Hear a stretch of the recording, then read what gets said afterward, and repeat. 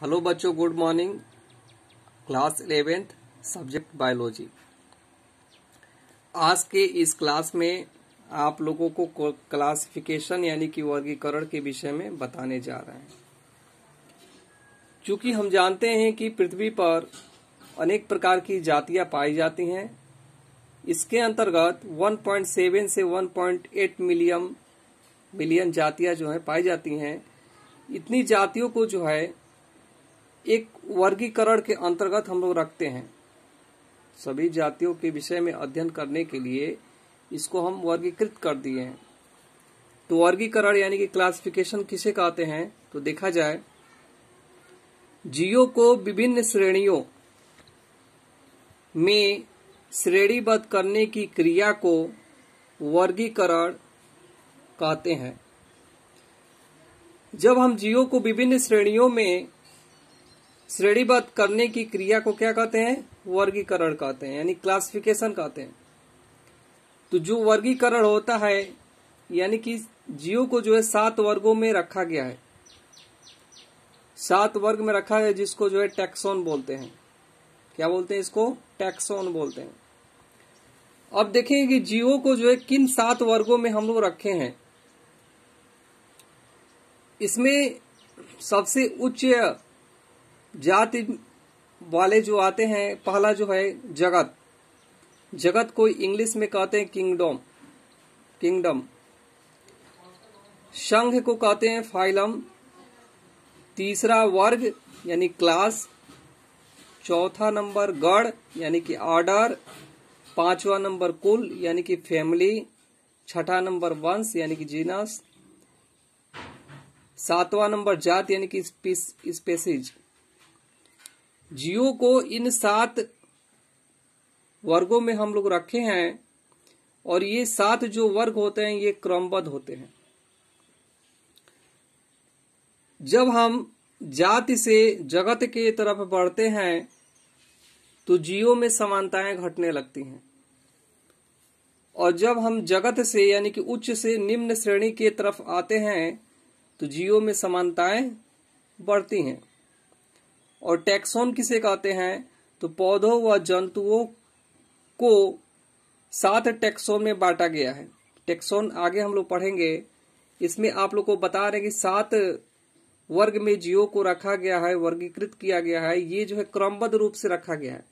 इसका क्रम जो है बदलना नहीं चाहिए। ऐसा नहीं है कि जगत के स्थान पे हम वर्ग लिख दे, वर्ग के स्थान पे हम संघ लिख दे।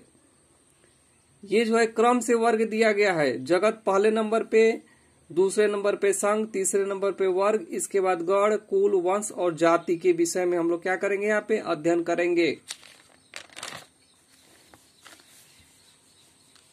इसके बाद टैक्सोन यानी कि जीवों के वर्गीकरण में प्रयुक्त विभिन्न समूहों को वर्ग यानी कि टैक्सोन कहते हैं। तो ये जितने भी हैं ये एक टैक्सोन है। ये संघ भी टैक्सोन है, वर्ग भी टैक्सोन है, गण भी टैक्सोन है, कुल भी, वंश भी और जाति भी, स्पीसीज भी। ये सारी चीजें जो है टैक्सोन के अंतर्गत आती हैं। इसके बाद से वर्गीय क्रमबद्धता। जीवों के वर्गीकरण में कई इकाइयों या संवर्गों का प्रयोग किया गया है।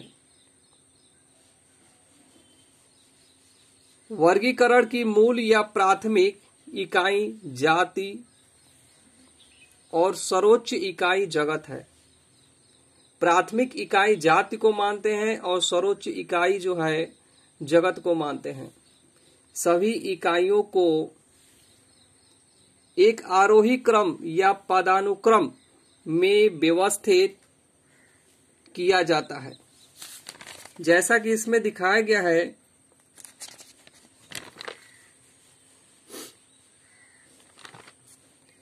ये जो है जाति प्राथमिक इकाई होती है और जगत जो है उच्च इकाई होती है, और इसको आरोही क्रम में हम लोग रखते हैं।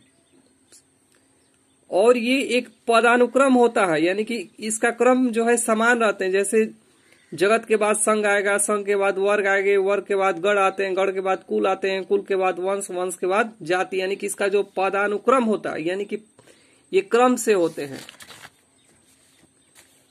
अब इसके बाद से बच्चों जो पहला नंबर इसमें आएगा, यह जो है प्राथमिक इकाई होती है, मूल इकाई, जाति यानी कि स्पेसीज। तो जीवों का वह समूह जिसमें मौलिक समानताएं होती हैं उन्हें हम क्या कहते हैं? जाति कहते हैं। जिसके अंतर्गत मौलिक समानताएं पाई जाती है उसको क्या कहते हैं? जात कहते हैं। जैसे मान लीजिए लियो है, लियो के अंतर्गत शेर आते हैं और टिग्रिस के अंतर्गत जो बाघ आते हैं। इनमें जो है समानताएं जो है पाई जाती हैं। बाघ के समान ही शेर दिखाई देते हैं। कुछ लक्षण जो है बाघ और शेर के जो समान जो है मिलते हैं। इस प्रकार से हम कह सकते हैं कि जीवों का वह समूह जिसमें मौलिक समानताएं होती हैं। बाघ और शेर में थोड़ा डिफरेंट होते हैं, परंतु कुछ समानताएं उनमें पाई जाती हैं। वंश यानी कि जेनस, एक से अधिक जाति होती है। वंश में जो है एक से अधिक जाति होती है। एक वंश की जातियों में कुछ समान गुण अवश्य पाए जाते हैं। यानी कि वंश जो होते हैं एक से अधिक जातियां इसमें क्या पाई जाती हैं? पाई जाती हैं। एक वंश में जो है एक से अधिक जातियां पाई जाती हैं और एक वंश की जातियों में कुछ समान गुण अवश्य पाए जाते हैं। जैसे मान लीजिए यहाँ पे दिया गया है पैंथर एक प्रकार का वंश है। पैंथर के अंतर्गत लियो आते हैं, टिग्रिस आते हैं और पार्डस आते हैं। लियो के अंतर्गत हम लोग शेर को रखते हैं, लियो के अंतर्गत हम लोग शेर को रखते हैं, टिग्रिस के अंतर्गत हम लोग बाघ को रखते हैं और पार्डस के अंतर्गत हम लोग चीता को रखते हैं। यानी कि जो ये पैंथर है, पैंथर जो वंश होते हैं, यह जो इसके अंतर्गत लियो आते हैं, टिग्रिस आते हैं और पार्डस यानी कि शेर, बाघ और चीता किस वंश के अंतर्गत आते हैं? पैंथर वंश के अंतर्गत आते हैं। यानी कि एक से अधिक जातियां, यानी कि जो ये एक वंश है इसके अंतर्गत 3 प्रकार की जातियां जो इसमें पाई गई हैं। आज की इस क्लास में इतना ही। कल के क्लास में आगे की चीजें जो है बताएंगे। तब तक के लिए धन्यवाद।